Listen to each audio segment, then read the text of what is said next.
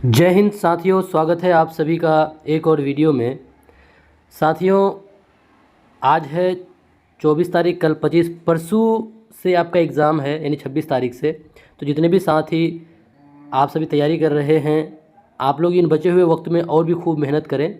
तो चलिए हम लोग फिर से लेके आ गए हैं एक और सीरीज़, जिसमें कुल 100 प्रश्न हैं। कितने साथियों? कुल 100 प्रश्न है। और इन 100 प्रश्नों में से आपका PYQ को लेके आए हम लोग, यानी प्रीवियस ईयर क्वेश्चन, वो क्वेश्चन जो आज से पहले आपके DLED एग्ज़ाम में पूछे जा चुके हैं और साथ में कहीं और भी कम्पिटिटिव एग्ज़ाम में पूछे जा चुके हैं। और साथ ही साथ इसमें साथियों कुछ और भी न्यू क्वेश्चन भी है जिस बेसिस पे आपके एग्ज़ाम में पूछे जाते हैं। तो चलिए फटाफट आप लोग हमारे साथ जुड़ जाएं पहले सवाल से, और साथियों अपनी तैयारी को, आपका कितना तैयारी हुआ है उसका जांच कर लें। इन 100 प्रश्नों को आप हल कर लें, आपकी तैयारी बिल्कुल आपकी पक्की हो जाएगी। चलिए शुरू करेंगे पहले सवाल से, बिल्कुल भी देरी नहीं करते हुए। चलिए पहला सवाल है कि किसी उपग्रह को पृथ्वी के चारों ओर कक्षा में बनाए रखने वाली शक्ति कौन सी है? यानी कोई जो उपग्रह है, जैसे चंद्रमा है, पृथ्वी के चारों ओर बोला है ना, तो चंद्रमा पृथ्वी के चारों ओर कक्षा में बनाए रखने वाली शक्ति कौन सी है चंद्रमा को?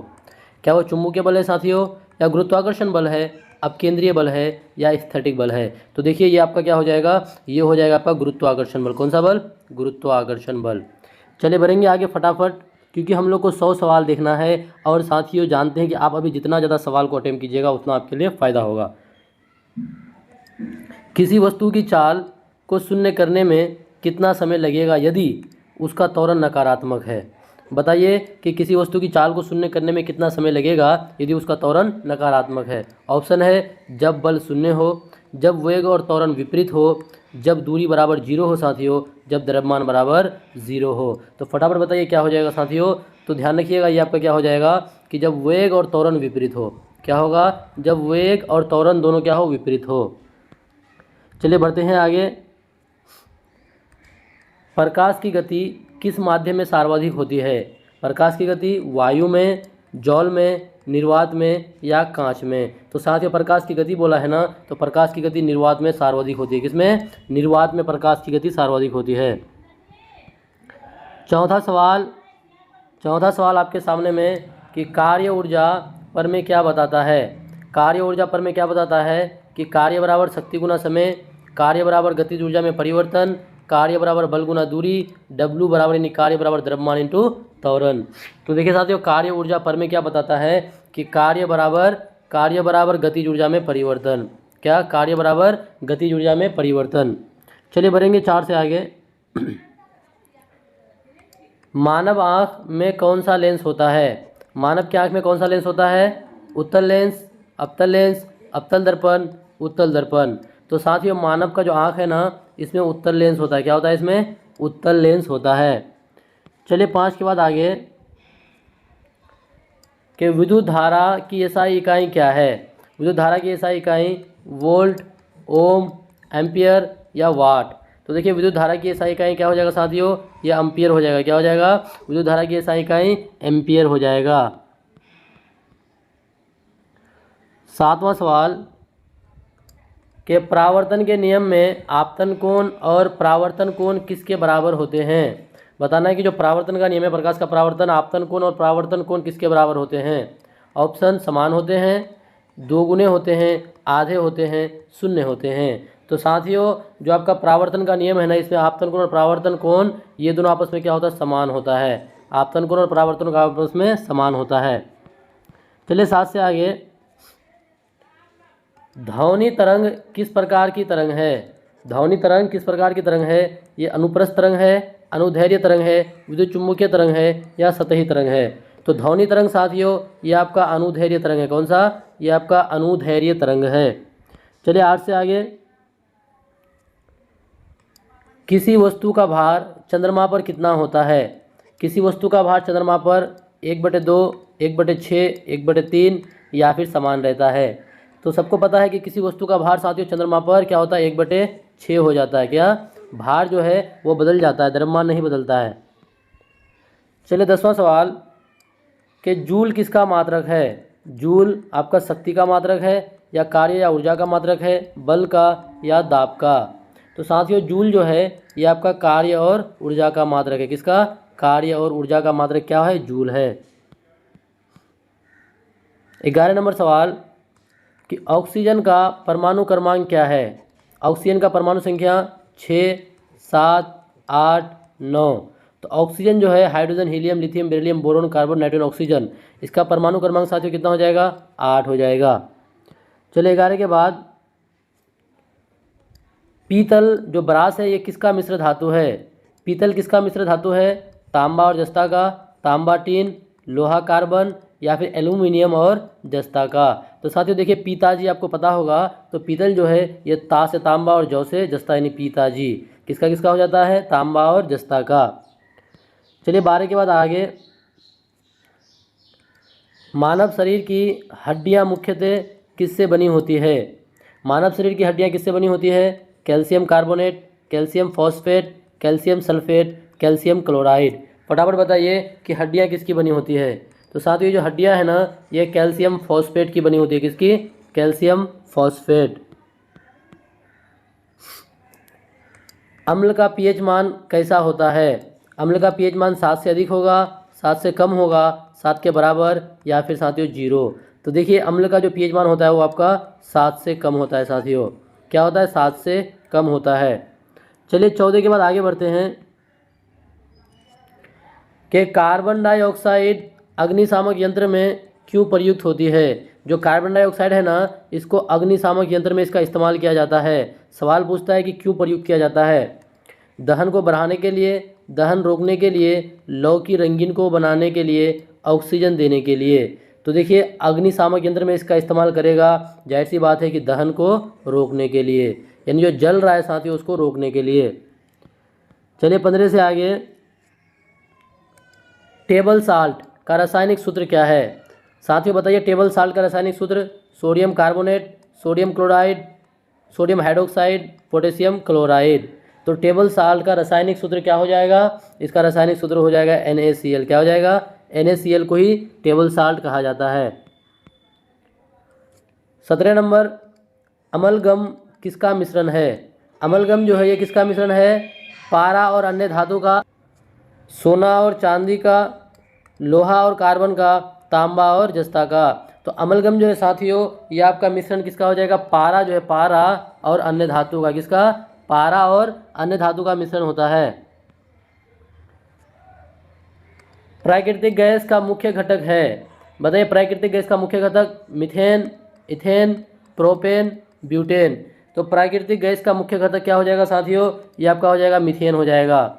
मीथेन जो है प्राकृतिक गैस का मुख्य घटक होता है। 19 नंबर कि सोडा वाटर में कौन सी गैस घुली होती है? सोडा वाटर में कौन सी gas? Carbon dioxide, oxygen, hydrogen, nitrogen. फटाफट बताइए कि जो सोडा वाटर होता है उसमें कौन सी गैस घुली होती है? साथियों सोडा वाटर में ना कार्बन डाइऑक्साइड गैस घुली रहती है। कौन सी? कार्बन डाइऑक्साइड गैस घुली रहती है। 20 नंबर सवाल कि साबुन किस अभिक्रिया से बनता है? साबुन किस अभिक्रिया से बनता है? पहला ऑप्शन हाइड्रोलिसिस, न्यूट्रलाइजेशन, या फिर सोपिनिफिकेशन जिसको साबुनीकरण कहते हैं, या ऑक्सीकरण। तो साथियों देखिए साबुन जो बनता है ना किस अभिक्रिया से? तो आपका साबुनीकरण, उसको बोलते हैं सोपिनिफिकेशन कहा जाता है। चलिए 20 से आगे 21 नंबर सवाल, मलेरिया किसके कारण होता है? बताइए मलेरिया किसके कारण? बैक्टीरिया के कारण, वायरस के कारण, प्रोटोजोआ के कारण, या फफूंदी के कारण। तो पता होगा कि मलेरिया जो साथियों ये प्रोटोजोआ जिसको प्लाज्मोडियम कहते हैं, क्या कहते हैं? प्लाज्मोडियम के कारण होता है मलेरिया।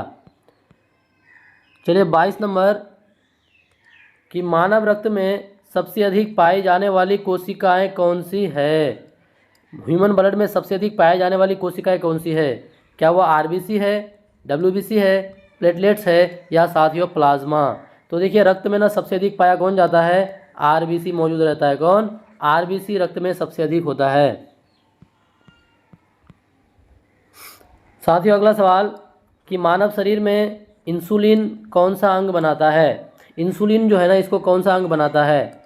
अग्नाशय, यकृत, या फिर गुर्दा साथियों, या फिर हमारा हृदय।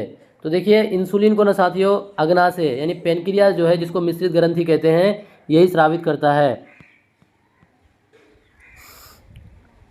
विटामिन डी की कमी से कौन सा रोग होता है? बताइए विटामिन डी की कमी से रिकेट्स, स्कर्वी, बेरीबेरी या फिर रतौंधी।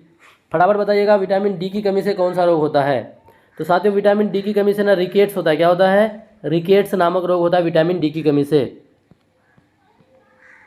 25 नंबर, मनुष्य का कौन सा अंग रक्त को छानता है, यानी खून को छानने का काम कौन करता है?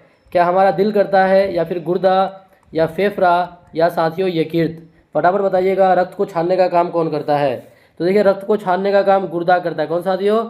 गुर्दा रक्त को छानने का काम करता है। चलिए 25 से आगे, डीएनए का पूरा नाम क्या है?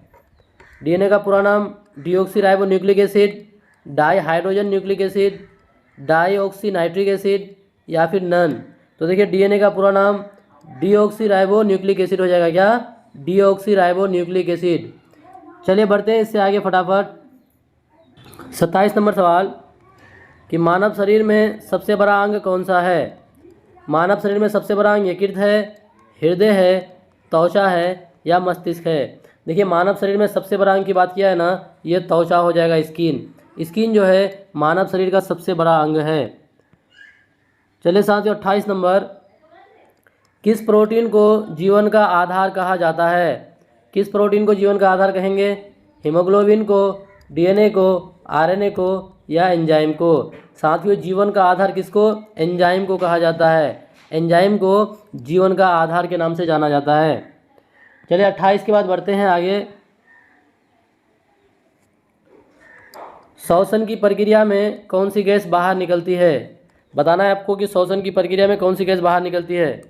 ऑक्सीजन, नाइट्रोजन, कार्बन डाइऑक्साइड या फिर हीलियम। फटाफट बताइएगा श्वसन की प्रक्रिया में कौन सी गैस बाहर निकलती है। साथियों श्वसन की प्रक्रिया में कार्बन डाइऑक्साइड गैस बाहर निकलती है। चलिए 30 नंबर सवाल, प्रकाश संश्लेषण की प्रक्रिया कहाँ होती है? प्रकाश संश्लेषण की प्रक्रिया माइटोकॉन्ड्रिया, क्लोरोप्लास्ट, राइबोसोम या गोल्गी तंत्र। फटाफट इसका आप लोग जवाब दीजिए। साथियों आप लोगों को एक बात बताते चलें, जिन साथी का भी 26/8/2025 को एग्ज़ाम है वो साथी हिम्मत से रहें और जितनी तैयारी हो गई है उस पर विश्वास रखें। और साथियों और भी जो बचा हुआ वक्त है ना, इसमें ज़्यादा से ज़्यादा आप क्वेश्चन को हल करें, ठीक है। और एक बात आप ध्यान रखिएगा कि आपका जो भी सवाल रहेगा ना, 120 सवाल रहेगा, उसमें से साथियों जो भी अगर आपको सवाल याद रह जाएगा वो हम लोगों से आप शेयर कीजिएगा, या तो कमेंट बॉक्स में दीजिएगा या नहीं तो साथियों व्हाट्सएप में आप लोग मैसेज कर दीजिएगा, ठीक है। आप लोग को व्हाट्सएप नंबर कल दे दिया जाएगा, उसमें आप लोग पर्सनली मैसेज कर सकते हैं कि सर ये वाला सवाल आया, ये वाला सवाल आया। इससे फिर हम लोग क्या करेंगे, उसी बेसिस पर फिर आगे वाला क्लास को फिर हम लोग कंटिन्यू रखेंगे। तो साथियों इसका जवाब क्या हो जाएगा कि प्रकाश संश्लेषण की प्रक्रिया ये आपका कहाँ होती है? क्लोरोप्लास्ट में। कहाँ पे साथियों? क्लोरोप्लास्ट में। चलिए आगे सवाल है कि ऊर्जा संरक्षण का नियम किस वैज्ञानिक ने प्रतिपादित किया? फटाफट कि ऊर्जा संरक्षण का नियम किस वैज्ञानिक ने प्रतिपादित किया?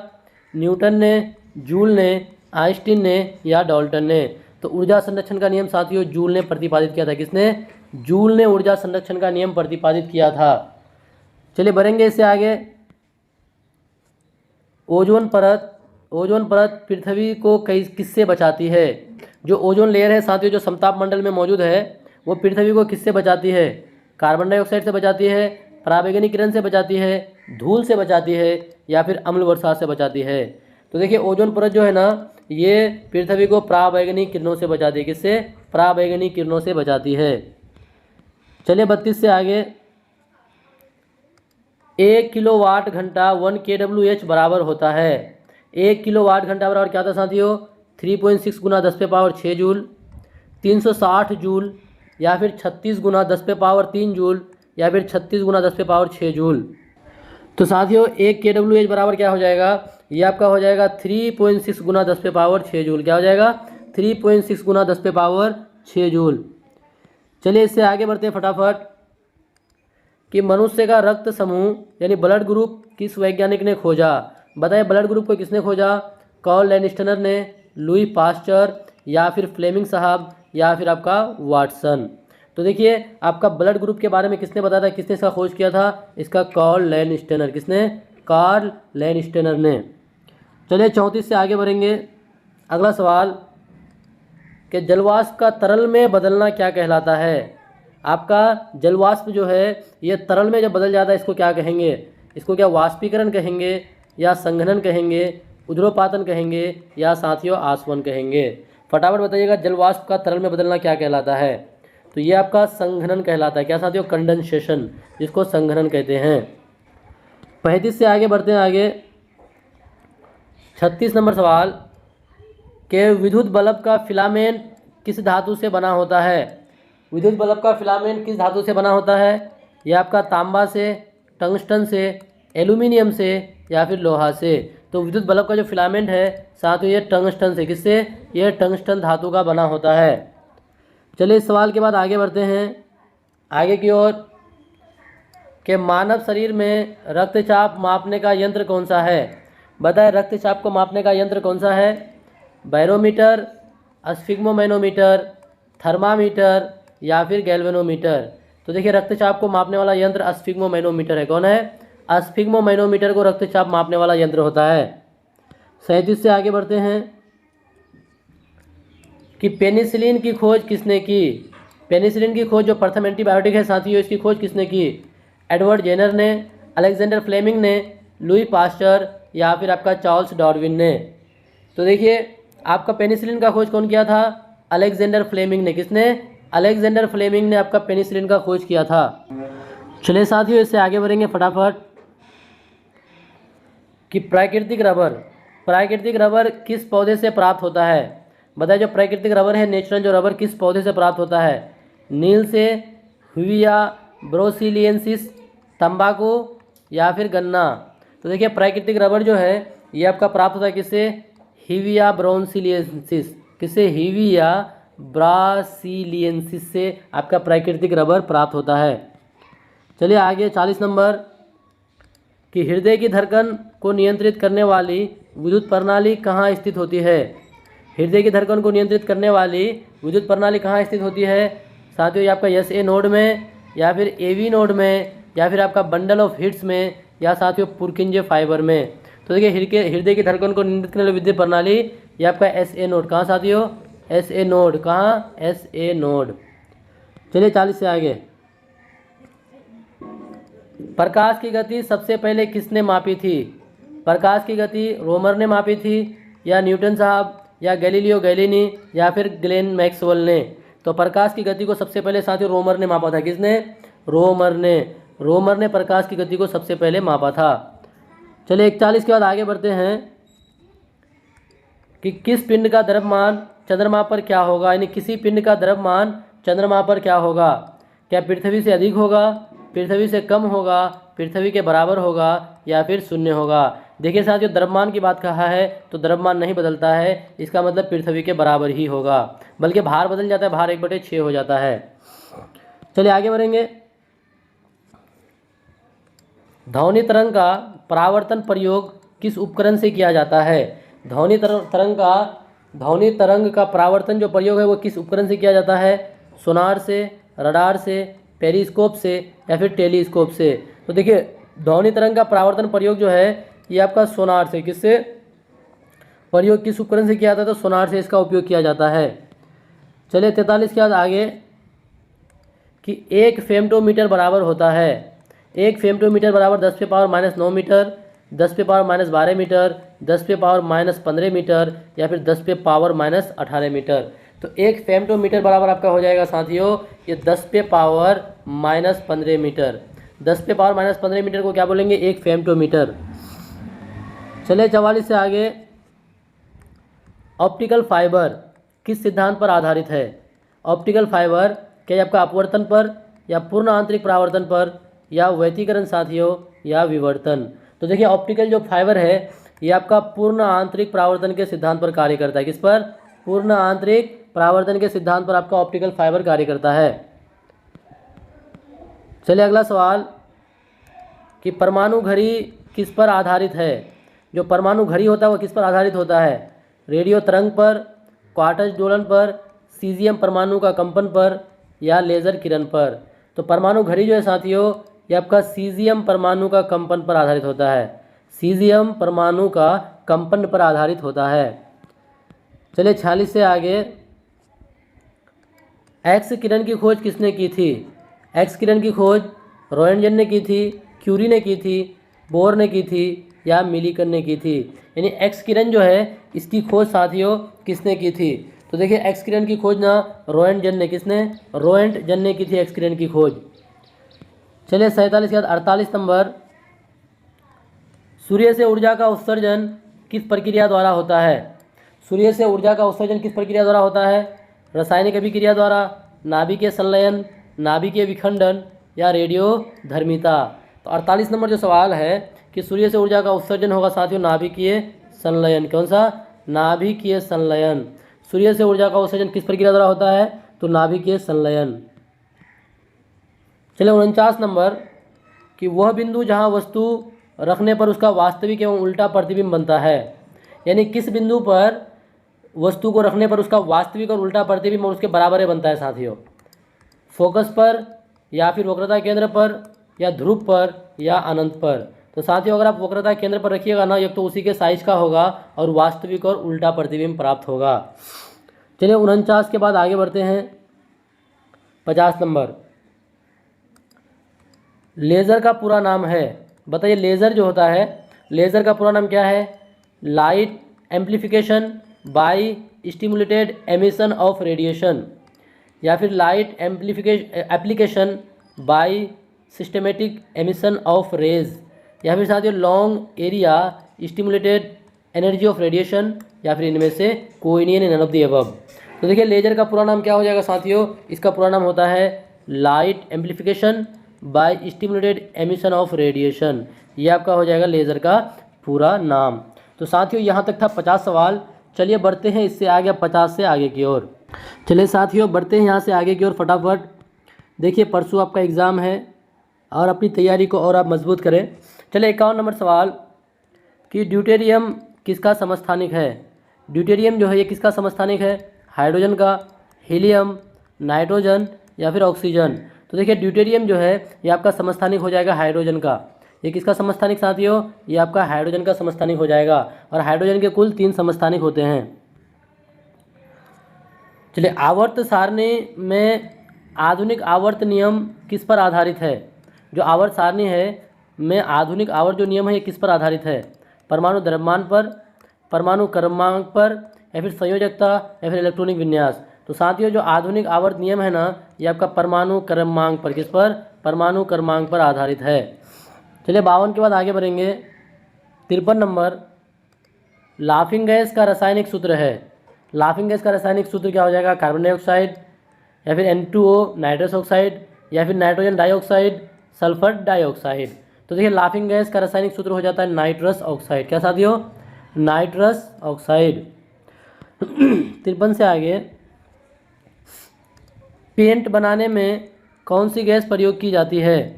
पेंट बनाने में hydrogen gas, ammonia gas, nitrous oxide या फिर कार्बन डाइऑक्साइड।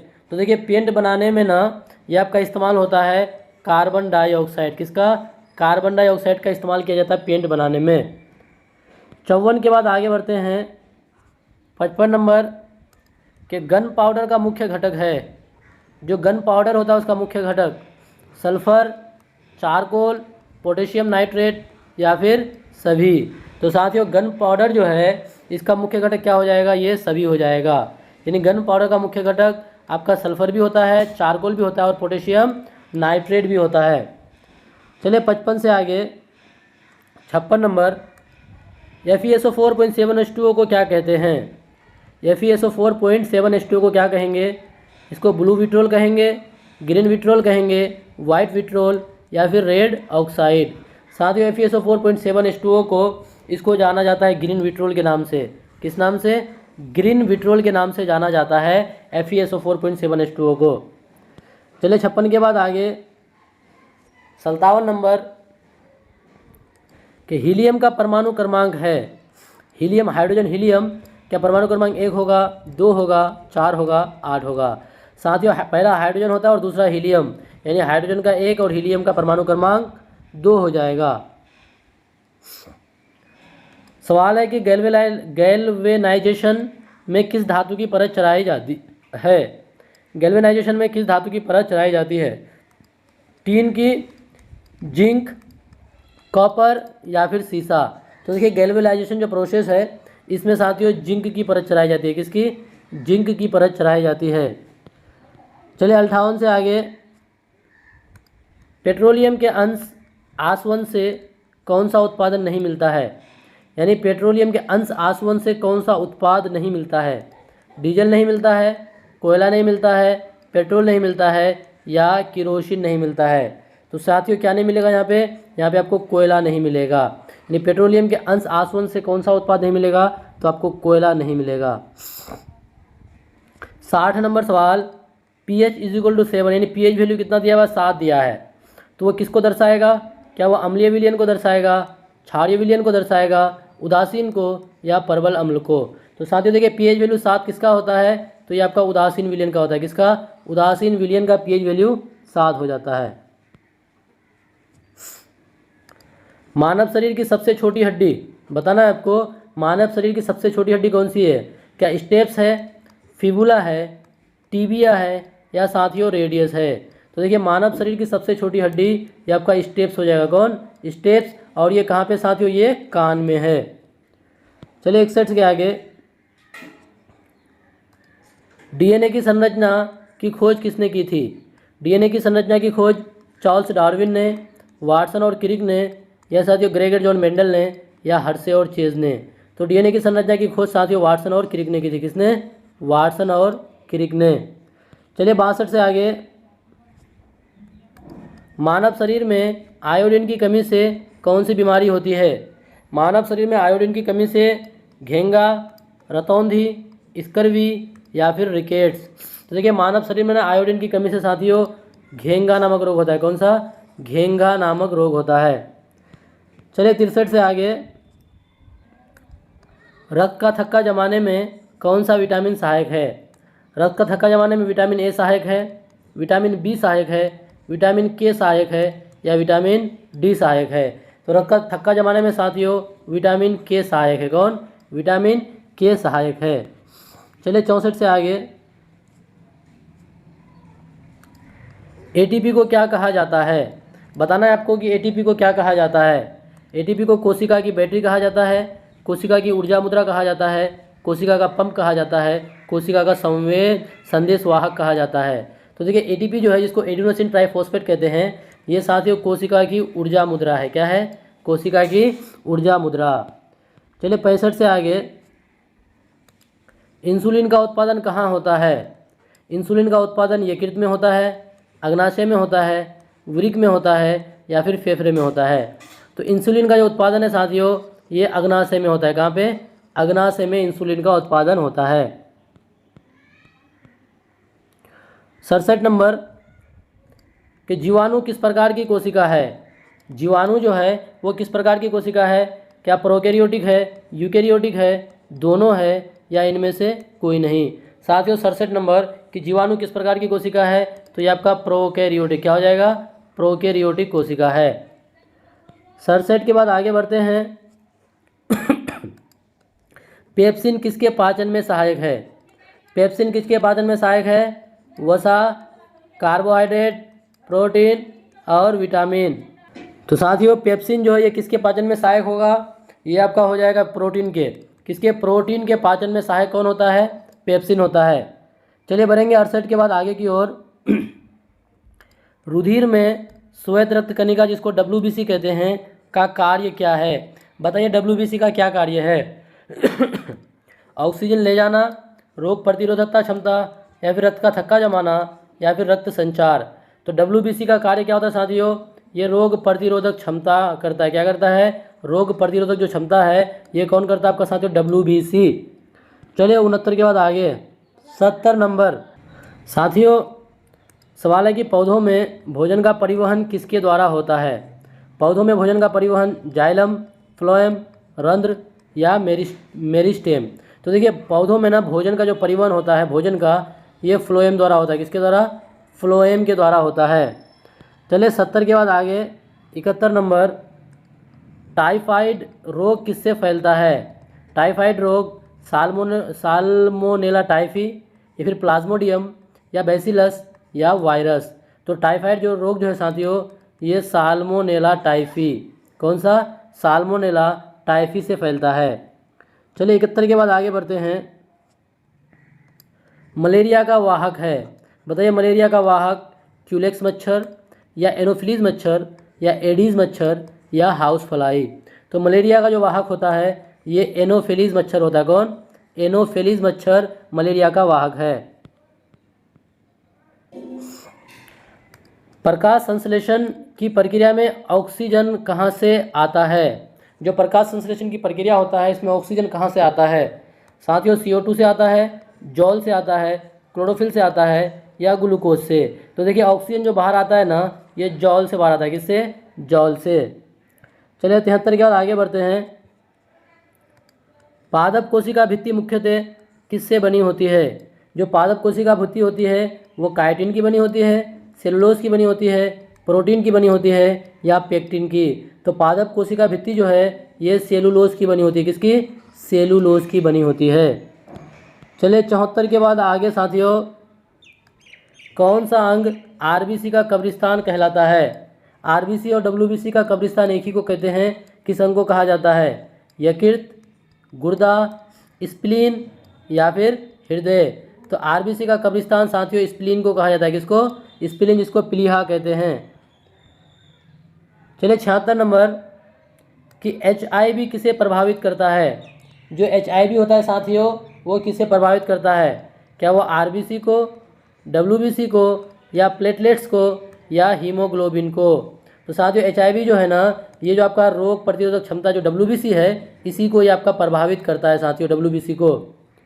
चलिए 76 के बाद आगे बढ़ते हैं। 77 नंबर, देखिए आज के क्लास में कुल 100 प्रश्न है साथियों कि मानव शरीर की सबसे बड़ी ग्रंथि है। मानव शरीर की सबसे बड़ी ग्रंथि यकृत, अग्नाशय, थायराइड या अधिवृक्क। तो मानव शरीर की सबसे बड़ी ग्रंथि यकृत है। कौन? यकृत जो होता है ये मानव शरीर की सबसे बड़ी ग्रंथि है। मानव में पाचन कहाँ से प्रारंभ होता है? देखिए पाचन की क्रिया मानव में कहाँ से प्रारंभ होता है? क्या पेट से, छोटी आंत से या तो पूर्ण होता है, या मुख गुहा से या बड़ी आंत? साथियों पाचन की क्रिया प्रारंभ की बात की है तो प्रारंभ आपका मुख गुहा से हो जाता है। चलिए 78 के बाद आगे बढ़ते हैं। DNA प्रतिकृति यानी DNA रेप्लिकेशन जो है किस अवस्था में होती है? G1 अवस्था में या फिर S स्टेज में या फिर G2 स्टेज में या फिर साथियों माइटोसिस। तो देखिए DNA की जो प्रतिकृति है साथियों, जो DNA का डुप्लीकेशन होता है वो किस स्टेज में होता है? वो आपका S स्टेज में होता है। कौन सा स्टेज? S स्टेज में होता है। चलिए 79 के बाद आगे बढ़ेंगे फटाफट कि पौधों में पानी का परिवहन किसके द्वारा होता है? देखिए बहुत आसान सवाल है कि पौधों में पानी का परिवहन किसके द्वारा होता है? फ्लोएम द्वारा, रंध्र द्वारा, जाइलम द्वारा या कैम्बियम द्वारा। तो पौधों में पानी का परिवहन साथियों, पानी ना जल ना, तो जल का जाइलम द्वारा, जल का जाइलम द्वारा होता है। तो साथियों ये था 80 नंबर सवाल। आप लोग एक बात बताइए, देखिए मेरा भाई है उसका एग्ज़ाम है 2 तारीख को, यानी 2 तारीख को उसका एग्ज़ाम है। कहाँ पे? तो दरभंगा में साथियों। कहाँ पे? दरभंगा। अगर आप किसी साथी का भी दरभंगा अगर सेंटर पड़ा है 2 तारीख के दिन तो साथियों कमेंट बॉक्स में बताएं ताकि आपसे कांटेक्ट किया जाएगा। साथियों दरभंगा में अगर 2 तारीख को किसी का भी एग्ज़ाम है तो आप सभी साथी कमेंट बॉक्स में बताएं। चले बढ़ेंगे 80 नंबर सवाल के बाद आगे की ओर। 81 नंबर मानव शरीर में श्वसन की क्रिया किसके द्वारा नियंत्रित होती है? देखिए श्वसन की क्रिया जो है नियंत्रित किसके द्वारा होती है? साथियों हृदय द्वारा या फिर मेडुला ऑब्लोंगेटा द्वारा या फिर मस्तिष्क का अग्रभाग द्वारा या पिट्यूटरी ग्लैंड द्वारा। तो देखिए मानव में ना श्वसन की प्रक्रिया साथियों, श्वसन की क्रिया को कंट्रोल कौन करता है? ये मेडुला ऑब्लोंगेटा। कौन? जो मेडुला ऑब्लोंगेटा होता है यही श्वसन की प्रक्रिया को नियंत्रित करता है। 82 नंबर जो पेनिसिलिन है, पेनिसिलिन जो प्रथम एंटीबायोटिक है साथियों की खोज किसने की थी? रॉबर्ट हुक ने की थी, अलेक्जेंडर फ्लेमिंग ने की थी, लुई पास्चर ने या फिर जोसेफ लिस्टर ने? फटाफट बताइएगा कि पेनिसिलिन की खोज किसने की? तो पेनिसिलिन की खोज साथियों अलेक्जेंडर फ्लेमिंग ने की थी। चलिए 82 के बाद आगे। रेडियोधर्मी तत्व यूरेनियम यानी 238 किससे विखंडन होकर होकर बदलता है। जो रेडियोधर्मी तत्व यूरेनियम साथियों 238 किसमें विखंडित होकर बदलता है? सीसा में विखंडित होकर, थोरियम में, या पोलोनियम में, या फिर साथियों रेडियम में। फटाफट आप बताइएगा 83 नंबर। तो साथियों आपका किससे विखंडित होकर, किसमें? सीसा में विखंडित होकर के बनता है। चलिए 83 के बाद आगे, पौधों में द्वितीयक वृद्धि किसके कारण होती है? पौधों में द्वितीयक वृद्धि किसके कारण होती है? जाइलम के कारण, फ्लोएम के कारण, कैम्बियम के कारण, एपिडर्मिस के कारण। तो पौधों में जो द्वितीयक वृद्धि है ना साथियों, ये कैम्बियम के कारण होता है। किसके कारण? कैम्बियम के कारण पौधों में द्वितीयक वृद्धि होती है। चलिए 85 नंबर, पृथ्वी पर ज्वार भाटा का मुख्य कारण है। पृथ्वी पर ज्वार भाटा का मुख्य कारण सूर्य का आकर्षण, चंद्रमा का आकर्षण, पृथ्वी का घूर्णन, या महासागर की गहराई। फटाफट बताइएगा कि पृथ्वी पर ज्वार भाटा का मुख्य कारण क्या है? तो साथियों ये हो जाएगा आपका क्या? चंद्रमा का आकर्षण। किसका? चंद्रमा का आकर्षण। चलिए 85 से आगे बढ़ेंगे। रक्त समूह जिसको ब्लड ग्रुप कहा जाता है की खोज किसने की थी? ब्लड ग्रुप की खोज किसने की? कार्ल लैनिस्टर ने, वाटसन और क्रिक ने, या लुई पास्चर ने, या साथियों रॉबर्ट ब्राउन ने। तो देखिए रक्त समूह की खोज ना कार्ल लैनिस्टर ने की थी। किसने? कार्ल लैनिस्टर ने खोज की थी। 87 नंबर, प्रकाश वर्ष यानी लाइट ईयर किसका मात्रक है? लाइट ईयर किसका मात्रक है? तो समय का, दूरी का, गति का, या ऊर्जा का। साथियों जो प्रकाश वर्ष है ना, ये आपका दूरी का मात्रक है। किसका? दूरी का मात्रक है। 88 नंबर, मनुष्य के हृदय में कुल कितने कपाट यानी वॉल्व्स होते हैं? बताइए साथियों, मनुष्य के हृदय में कुल कितने कपाट होते हैं? अच्छा देखिए, बच्चा इसमें कंफ्यूज करेगा साथियों। मनुष्य के हृदय में कुल कितने कपाट, यहाँ बच्चा क्या करेगा, उसको चेम्बर समझ करके 4 टिक मार देगा। लेकिन साथियों कपाट जो है ये 2 ही कपाट होता है। एक होता है द्विदलीय कपाट और एक होता है त्रिदलीय कपाट। चलिए 88 के बाद आगे बढ़ेंगे। पौधों में भोजन का परिवहन किसके द्वारा होता है? जाइलम द्वारा, फ्लोएम द्वारा, कैम्बियम द्वारा, या क्लोरोप्लास्ट द्वारा। तो पौधों में भोजन का परिवहन साथियों, भोजन ना तो ये फ्लोएम द्वारा होता है, भोजन का परिवहन फ्लोएम द्वारा होगा। चले 90 नंबर सवाल कि पृथ्वी की चुंबकीय क्षेत्र किसके कारण उत्पन्न होती है? पृथ्वी का जो चुंबकीय क्षेत्र है ना किसके कारण उत्पन्न होती है? पृथ्वी का द्रव्यमान के कारण, आंतरिक उष्मा के कारण, पिघले हुए लोहे की गतियाँ के कारण, या साथियों वायुमंडल के कारण। तो देखिए पृथ्वी का जो चुंबकीय क्षेत्र है ना किस कारण होती है? ये पिघले हुए लोहे की गतियाँ के कारण। पिघले हुए लोहे की गतियाँ, जो साथियों जो सबसे अंदर में लोहा जो है वो पिघले अवस्था में पाया जाता है और उसमें जो गतियाँ होता है उसी कारण से। चलिए 91 नंबर, हम लोग लास्ट फेज में पहुंच चुके हैं। डीएनए की डबल हेलिक्स संरचना किसने प्रतिपादित की थी? डबल हेलिक्स संरचना डार्विन ने, वाटसन और क्रिक ने, लमार्क ने, या साथियों ग्रेगर जॉन मेंडल ने। तो देखिए डीएनए का डबल हेलिकल स्ट्रक्चर वाटसन और क्रिक ने साथियों, किसने? वाटसन और क्रिक ने। 92 नंबर कि विद्युत धारा का मात्रक है। विद्युत धारा का मात्रक ओम, वोल्ट, एम्पियर, या फिर वाट। तो विद्युत धारा का मात्रक क्या हो जाएगा? विद्युत धारा का एम्पियर हो जाएगा। क्या साथियों? विद्युत धारा का मात्रक एम्पियर हो जाएगा। 92 के बाद आगे बढ़ते हैं 93 नंबर सवाल। देखिए धीरे धीरे हम लोग अंतिम पड़ाव की ओर पहुंच रहे हैं साथियों। कि एक स्वस्थ व्यक्ति के रक्त में प्लेटलेट्स की सामान्य संख्या कितनी होती है? देखिए प्लेटलेट्स की सामान्य संख्या पूछा है कि एक स्वस्थ व्यक्ति के रक्त में। फटाफट आप बताइए 93 नंबर। क्या साथियों 1 से लेकर के 1.5 लाख पर mm3, या फिर 1.4 से 4 लाख तक, या फिर 5 से लेकर के 7 लाख, या फिर 50,000 से लेकर के 1 लाख। तो साथियों देखिए स्वस्थ व्यक्ति के रक्त में प्लेटलेट्स जो है ना इसकी सामान्य संख्या 1.5 लाख से लेकर किससे 1.5 लाख से लेकर के 4 लाख mm3 होता है। चलिए 93 के बाद आगे बढ़ते हैं कि मानव शरीर में सबसे छोटी हड्डी कौन सी है? मानव शरीर में सबसे छोटी हड्डी फीमर, स्टेप्स, टिबिया, रेडियस। शायद ये सवाल रिपीट हो गया साथियों, कोई बात नहीं, फिर भी हम लोग इसका जवाब देंगे कि मानव शरीर में सबसे छोटी हड्डी कौन साथियों? स्टेप्स। कौन? स्टेप्स। कहाँ पे मौजूद है? तो ये आपका कान में मौजूद है।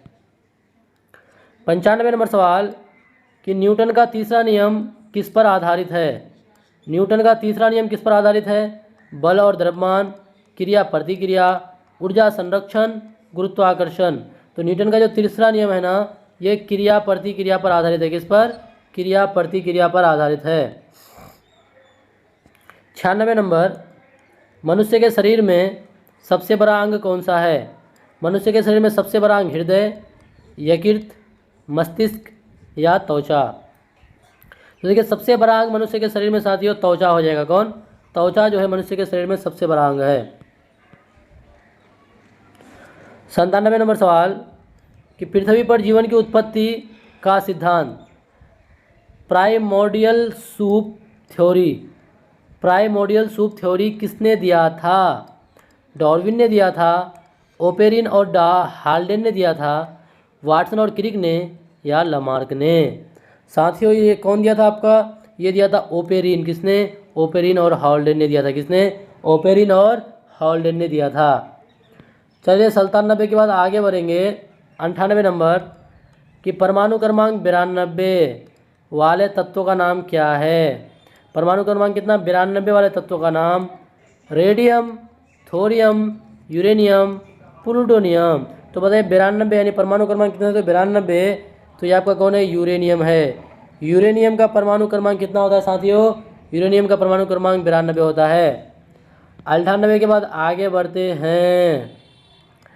कोशिका का ऊर्जागृह किसे कहा जाता है? राइबोसोम को, क्लोरोप्लास्ट को, माइटोकॉन्ड्रिया को या गोल्जी तंत्र को। तो देखिए ऊर्जागृह माइटोकॉन्ड्रिया को ही कहा जाता है।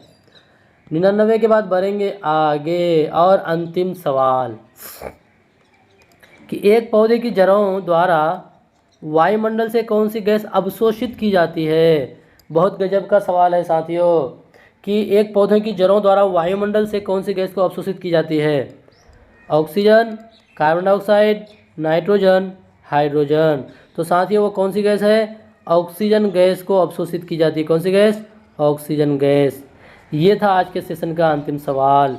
कुल कितने सवाल थे साथियों? आज के महामैराथन में 100 सवाल थे। अब आप बताइए आपका 100 में से कितना सही हुआ। बस इसी तरह से आप कंटिन्यू मेहनत करते चलें और हिम्मत ना हारें साथियों। जब तक हम लोग आपके साथ हैं आप लोग हिम्मत मत हारिए। इसी तरह से आप लोग बने रहें। फिर मिलेंगे अगले वीडियो में। जब तक के लिए जय हिंद, जय भारत।